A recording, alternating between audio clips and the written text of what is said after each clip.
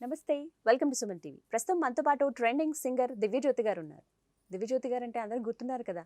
ఏదో ఆడుతూ పాడుతూ తన పని చేసుకుంటూ ఒక పాట పాడితే ఆ పాట నెట్టింట్లో వైరల్ అవ్వడం, తన గొంతుకి అందరూ ఫిదా అయిపోవడం, తనకి ఫ్యాన్స్ అయిపోవడం చూసాం. తద్వారా తనకి మంచి మంచి అవకాశాలు వచ్చాయి. ఇక రీసెంట్గా శ్రీదేవి డ్రామా కంపెనీలో కూడా తన ఒక గెస్ట్ అపిరెన్స్ ఇచ్చారు. వారి ఫ్యామిలీ అంతా వెళ్ళి మాట్లాడారు, వారి కష్టాలు పంచుకున్నారు. దాంతో ఆమెకి ఇంకా ఇంకా అభిమానులు పెరిగిపోయారని చెప్పుకోవాలి. మరి ప్రస్తుతం తను ఎలా ఫీల్ అవుతున్నారు, ఇంకా ఎలాంటి పాటలు పాడుతూ ఉన్నారు, ఇంకా ఎలాంటి పాటలు పాడాలనుకుంటున్నారు, ఏమేమి అవకాశాలు వచ్చాయి, ఇవన్నీ వారి మాటల్లో విని తెలుసుకుందాం. ప్రస్తుతం మనతో పాటు దివ్యజ్యోతి గారు ఉన్నారు, మాట్లాడదాం. హలో దివ్యజ్యోతి గారు. Hi madam. నమస్కారం. నమస్కారం. ఎలా ఉన్నారండి? బాగున్నా మేడం. ఎస్, మరి మీకు ఇష్టమైన నాయకులు అంటే కదా కేసీఆర్ గారు, కేటీఆర్ గారు.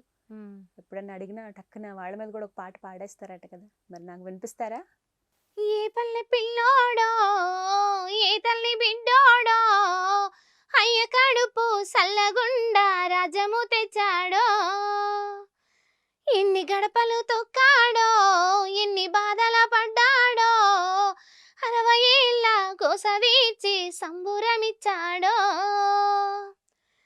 60 ఏళ్ళ గాయాలు మరవలేని వేదనలు అన్ని మాయమవుతాయి నిన్ను చూడగానే, తీర్చినావు మా కలలు, తోడ్చినావు కన్నీళ్ళు, నిన్ను చూస్తే గుర్తొస్తాయి ఇంట్లో ఉన్న నానే, అక్షరాలు చాలేనా నీ కథ రాయాలంటే, 1,00,000 ఏళ్ళు పట్టేనా నేల నిన్ను మరవాలంటే, చెదిరిన నవ్వును చూసి సామిని పేరే ఇంటే, జయ హో జయ హో మా జాతి ప్రథముడా, జయ హో కల్వకుంట్ల చంద్రుడా. సూపర్. ఆ పాటే చాలా వేరియేషన్స్తో ఎంత బాగుంటుందో. Favourite music director Charan Arjun గారి సాంగ్ అది. అవునా? ఆయన సూపర్ అసలు, మా అన్న. చాలా బాగుంటాయి ఆయన పాటలు. ఎన్నిసార్లు విన్నా వినాలనిపిస్తుంది కేసీఆర్ గారి సాంగ్ అది. మీ వాయిస్ లో కూడా చాలా చాలా థ్యాంక్ యూ బాగుంది. మ్యామ్. నేను అసలు దళిత బంధు మీద పాట నేను ఫస్ట్ టైం రాసా. వారం రోజుల నుండి ఆ దళిత బంధు మీద కనెక్ట్ అయ్యి కేసీఆర్ సార్ మీద మంచిగా రాసా. నన్ను ఇట్లా సడన్గా ఇంటర్వ్యూ పిలుస్తారని తెలియదు, లేకపోతే పట్టుకొని లిరిక్స్ ఇంటి దగ్గర పట్టుకొని వచ్చేదాన్ని. కేసీఆర్ గారి పైన పాట పాడారు, మరి కేటీఆర్ గారికి పాట వారి పైన కూడా ఒక సాంగ్ పాడతా అన్న మీద. అక్కలకు తమ్ముడు నువ్వే, చెల్లెలకు అన్నవు నువ్వే, అక్కలకు తమ్ముడు నువ్వే, చెల్లెలకు అన్నవు నువ్వే, పుట్టింటి పుట్టింటి పుట్టింటి పట్టు సీరవే కేటీఆర్ అన్న, ఇంటికి పెద్ద కొడుకువే కేటీఆర్ అన్న, పుట్టింటి పట్టు సీరవే కేటీఆర్ అన్న, ఇంటికి పెద్ద కొడుకువే కేటీఆర్ అన్న, తూర్పున పొద్దై అన్న రామన్న ఉయ్యాలో సక్కని సెందురుడై, తారక రామన్న ఉయ్యాలో సీకటి బాపినవే, అన్న రామన్న ఉయ్యాలో వెలుగు నింపినవే, తారక రామన్న ఉయ్యాలో ఉద్యమాల ధీరుడై, అన్న రామన్న ఉయ్యాలో పోరాడి గెలిచినవే, తారక రామన్న ఉయ్యాలో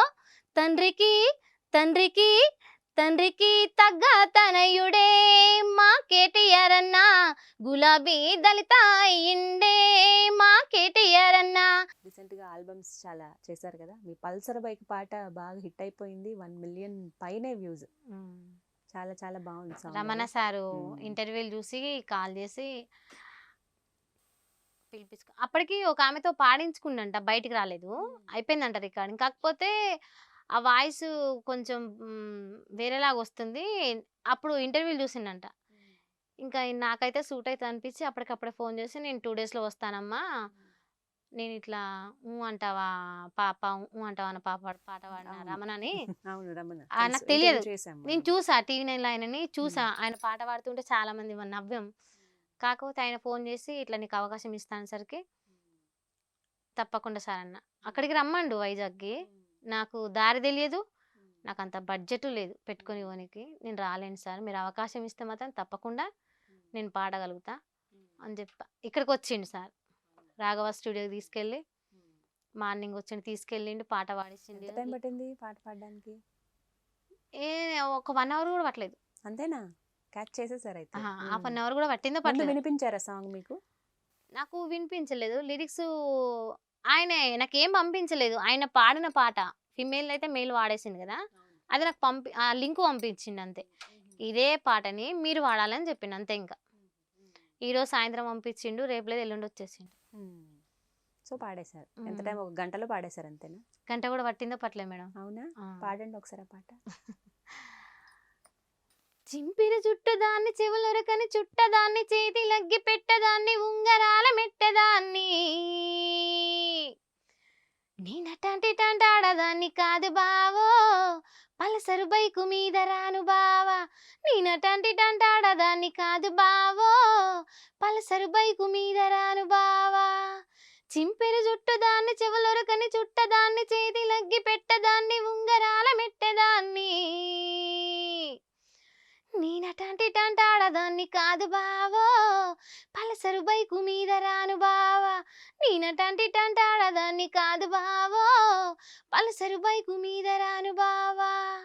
కాలేజీ టైములోన కన్ను కొట్టి పిలిచినావు, నేను రాను పో అంటే కళ్ళు ఎర్ర చేసినావురా. నేనటంటి టంటాడదాన్ని కాదు బావో పిలవగాన నేను రాను బావా. నేనటంటి టంటాడదాన్ని కాదు బావో పిలవగాన నేను రాను బావా. ఇది మీకోసం మేడం పాట. అమ్మో, నేను ఎందుకు వచ్చాను మధ్యలో? కానీ భలే ఉంది మీ స్పెషాలిటీ. అదే నేను ఎప్పుడు ముందు చెప్పినట్టుగానే ఆ ఎక్స్ప్రెషన్స్ ఇస్తారు చూసారా, అవి అద్భుతం అసలు. అవి చాలా తక్కువ మంది ఇస్తారు అలా, మీ దగ్గర నుంచి అలా వస్తున్నాయి. మేబీ అందుకనే ఇన్ని అవకాశాలు వస్తున్నాయి అనుకుంటా. చాలా చాలా బాగుంది. చెప్పారా ఎక్స్ప్రెషన్లు బాగా ఇస్తారు మీరు అని చెప్పి. చాలా మా వాళ్ళకి కూడా ఇంట్లో వాళ్ళకి పాటలు మీరు వాడినే వినిపించినప్పుడు తన ఎక్స్ప్రెషన్ చూడు ఎలా ఇస్తుంది అని అంటే మా వారు కూడా అవును బాగుంది, నవ్వుతుంది బాగా. చాలా చాలా బాగుంది. అంటే ఆ వాయిస్ తెలుస్తోంది. క్యాజువల్ గా వాడడం వేరు, నలుగురు ఇట్లా వాడడం వేరు. ఇలా స్టూడియోలో నువ్వు అసలు ఇంత భయపడకుండా ప్రతి బాడీ కదలిక బాగుందని చెప్పి చాలా మంది అన్నారు. నిజంగా చాలా చాలా బాగుంది, చూడముచ్చటగా వినసొంపుగా ఉంది గొంతు. అసలు నువ్వే అంత హుషారుగా అంత చూసుకొని పాడతావని అనుకోలేదని చెప్పన్నారు. నైస్, మంచిదే కాంప్లిమెంట్. మరి పాట పాడారు, రెమ్యునరేషన్ ఎంత అందుకున్నారు? నాకేం ఇవ్వలేదు సార్. అవునా? అడగలేదా మీరు? నేను అడగలేదు, సార్ కూడా అవకాశం ఇచ్చిండు కదా, నేనేం అడగలేదు. ఆయనే ఏమి ఇవ్వలేదు. సరే ఓకే, నెక్స్ట్ పాటకి ఇస్తా అని చెప్పిండు. ఈ నెక్స్ట్ పాటకి ఏమి ఇవ్వలేనమ్మా, నెక్స్ట్ పాట ఖచ్చితంగా ఇస్తా అని చెప్పిండు. ఇంకా మళ్ళీ కూడా పాడినట్టున్నారు కదా ఆల్బమ్ సాంగ్స్. పాడా. ఇంకేం పాడారు? ఆర్టీసీ బస్ మీద ఒకటి వాడా. సజ్జనార్ సార్ పిలిపించుకొని సన్మానం చేసిండు. ఎవరు, ఎక్కడి నుంచి వచ్చింది కాల్? ఫస్ట్ ఒక సార్ అంట మేడం, ఆయన ఎవరో నాకు తెలియదు. ఆ సార్ దగ్గర నుండి దేవి నాగమల్లి మేడంకి కాల్ చేసింది. మేడం చెప్పింది ఒక పాట పాడాలంట, ఇట్లా గవర్నమెంట్ పాట అది అని చెప్పిండు. ఈ పాట అయిపోయినాక ఆ పాటకి వెళ్ళా. సార్ సన్మానం చేసిండు. సారే దాన్ని ఆడియో లాంచ్ అక్కడే అయిపోయింది. ఆయన చేతులు మా చిన్న పాప మెచ్చుకుండు.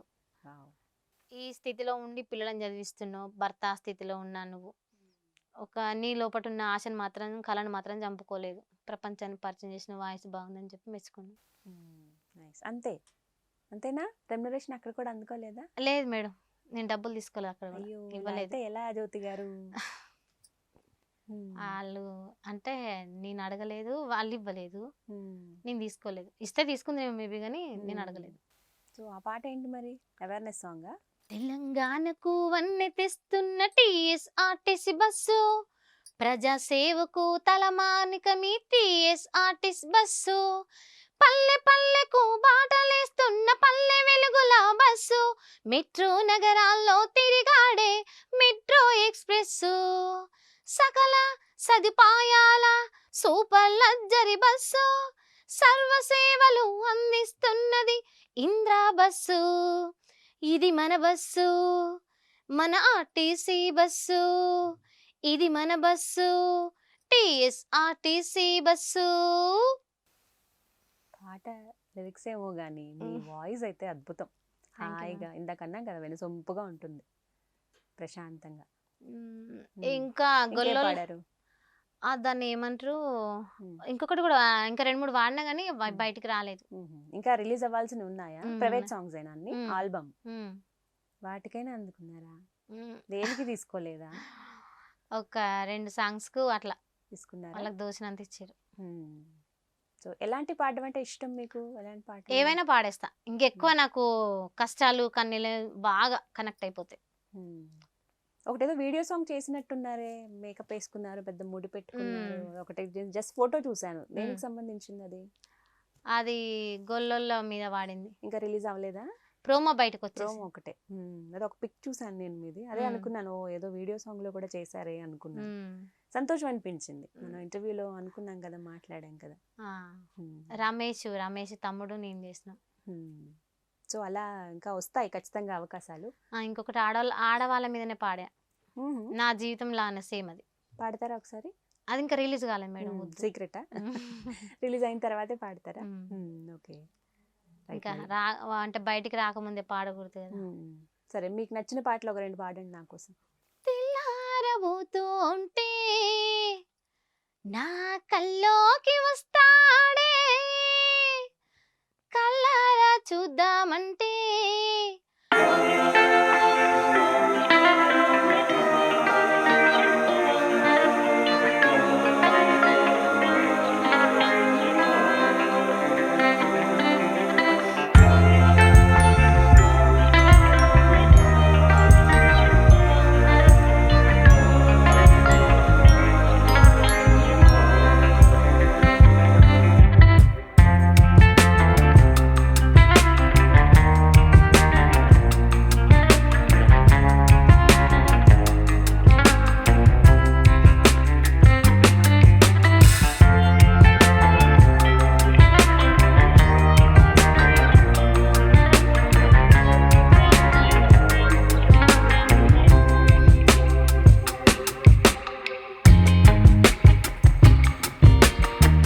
నాతో వాడించుకొని నేను ఇంత వైరల్ అవ్వడానికి సగం కారణం అంజలి అనే అమ్మాయి కదా. ఆ అమ్మాయికి ఇంకా పెళ్లి కాలేదు. ఈ పాట ఆమెకు అంకితం. తన కోసం అంటే ఇంక అమ్మాయి ఎట్లా పెళ్లి చేసుకుంటే కదా, ఆ అమ్మాయి కోసం. ఆమె కోసం భలే పంచుతారు మీరు పాటలు. ఎవరికి అలాంటివి పాడాలి, ఏమిస్తే బాగుంటుందని. డెడికేట్ చేయడానికి ఏ పాట అయినా పర్వాలేదు, వాళ్ళకి పెళ్ళి అయినా అవ్వకపోయినా. లేదు మేడం, పెళ్లి కాని వాళ్ళు ఒక అబ్బాయి కోసం ఎదురు చూసే పాట కదా. ఆ అమ్మాయికి ఇంకా పెళ్లి కాలేదు, ఎట్లాంటి వాడు వస్తాడు అని చుక్కలతోని చందమామలతోని చెప్పుకుంటా ఉంటుందా? నైస్, బాగుంది. ఇంకొక పాట. కుమ్మ ఉయ్యాల కోన జింపాల, అమ్మా ఒళ్ళో నేను రోజు ఊగాల, రోజు ఊగాల, కొమ్మ సాటున పాడే కోయిల, కూ అంటే కూ అంటూ నాతో ఉండాలా, నాతో ఉండాలా,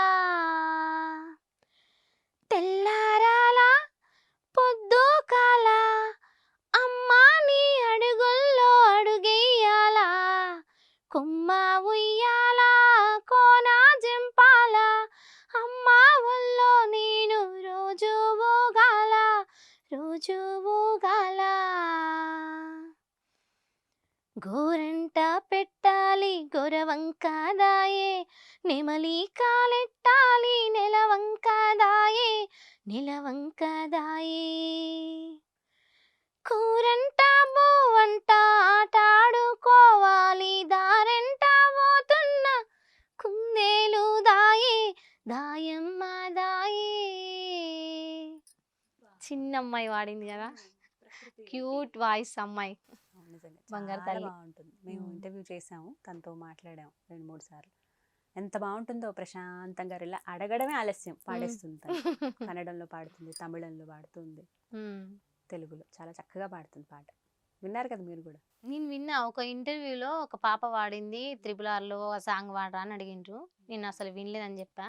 నెక్స్ట్ ఇంటికి వెళ్ళినాక చూసా ఆ పాప వాడింది. బాగుంది. మీ వాయిస్ లో కూడా ఆ పాట చాలా చాలా బాగుంది. ఫిదా, థ్యాంక్ యూ మ్యామ్. ఆ పాప వాయిస్ కి ఫిదా, మస్తు వాడుతుంది, చాలా బాగా పాడుతుంది తను కూడా.